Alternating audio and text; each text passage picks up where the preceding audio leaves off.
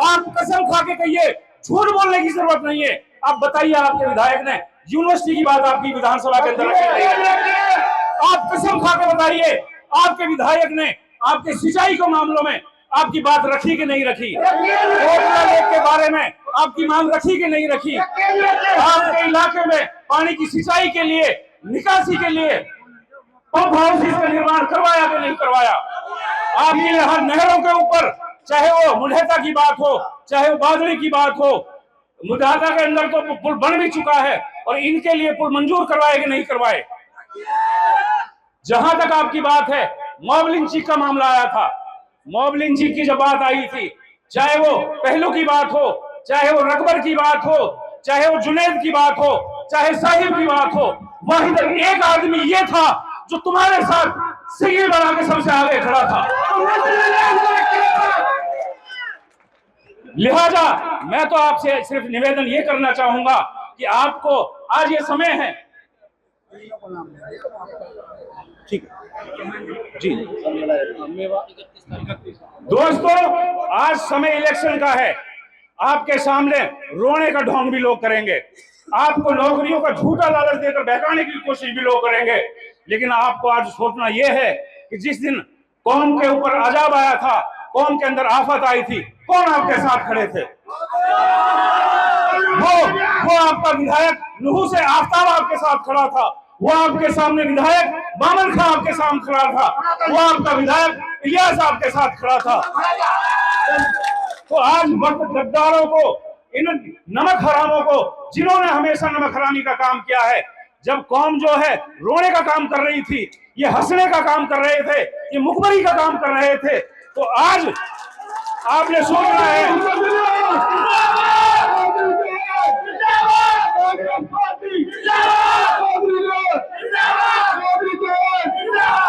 दोस्तों, पिछले 5 सालों में कौम को इन्होंने अकेले रोता छोड़ा है। आज वक्त है कि इनको ऐसा सबक सिखाना है, इनकी 7 नस्लें जो है रोती रहें। उनसे सुबह हो जाए वो काम गिर नहीं सकते, इतने काम खुदा साहब ने किए थे। साथियों, वैसे तो मेरे से पहले सभी ने बड़े तफसील से बता दिया, क्योंकि समय भी अब काफी हो गया। आप लोग गर्मी का वक्त है, आप भी परेशान हैं, और अब तो मैंने बुढ़ो बाबा तो मैं बढ़ा ही दी, मैं भी ऐसे भी लगा चलो बुजुर्ग ही हो, अल्लाह वाले से दे।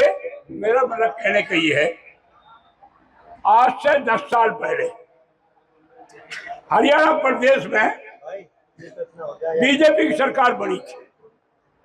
लोगों को धोखा देकर, झूठे जुमलों में फंसाकर और लोगों को बहकाकर सरकार बनाने का काम।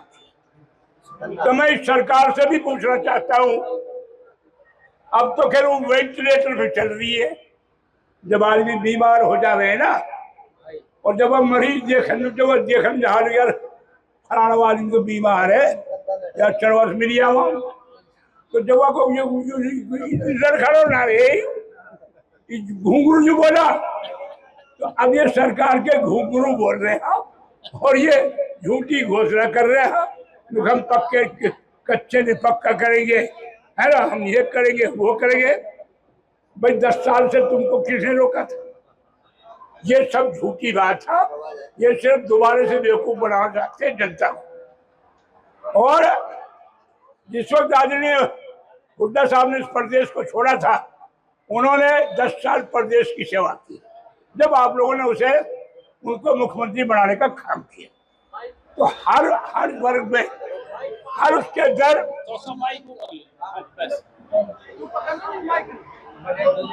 उस वक्त नंबर 1 का प्रदेश बना के छोड़ के गए थे। रोजगार में नंबर 1 का प्रदेश था, मान सम्मान में 36 राज्य को उन्होंने सम्मान देने का काम किया।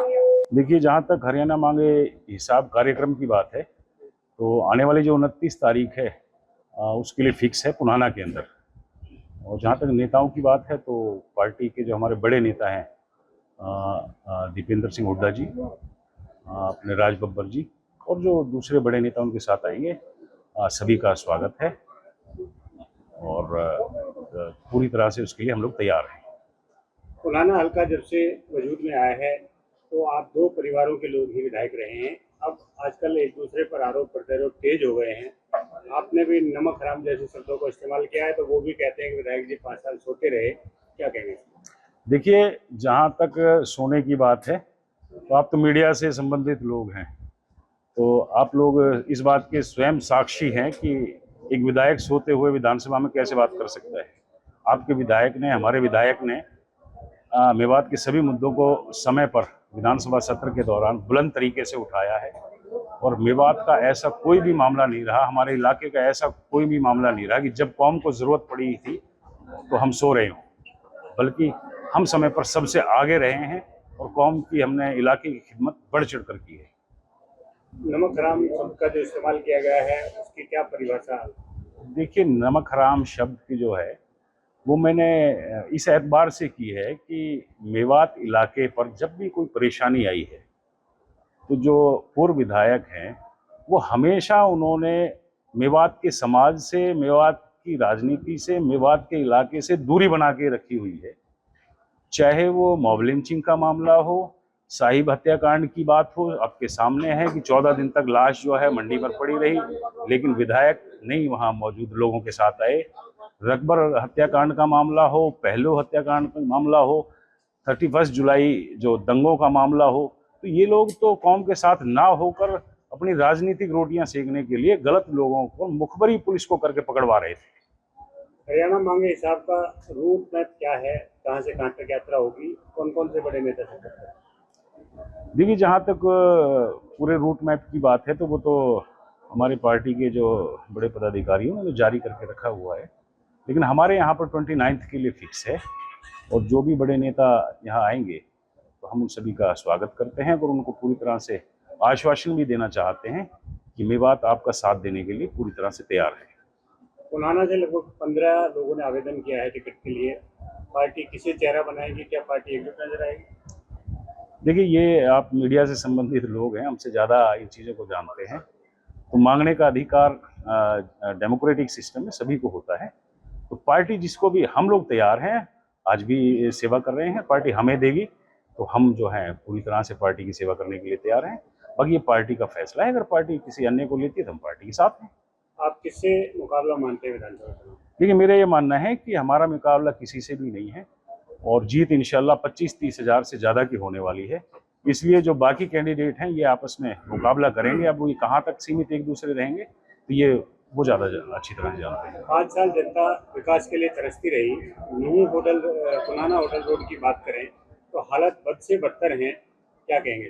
देखिए, जहाँ तक पुनाना होटल रोड की बात है, मैं आपको डॉक्यूमेंट्री लेटर दूंगा, उसमें आपको पता चलेगा कि 7.5 करोड़ रुपए आज से 6-7 महीना पहले विधायक महोदय ने अपना जो PWD का 25 करोड़ का जो फंड था उसमें से 750 करोड़ रुपए इसके रिपेयरिंग के लिए घोषणा उसकी की थी। लेकिन सरकार के जो यहाँ पर कर्मचारी हैं उनके अंदर भ्रष्टाचार के चलते हुए, सरकार की गलत नीतियों और मेवात के प्रति उनकी गलत सोच के चलते हुए आज तक उस काम को शुरू नहीं कराया गया है। देश दुनिया की हर खबर सबसे पहले देखने के लिए फॉलो करें Dainik Savera TV, YouTube, Facebook, Instagram, X और व्हाट्सएप चैनल पर।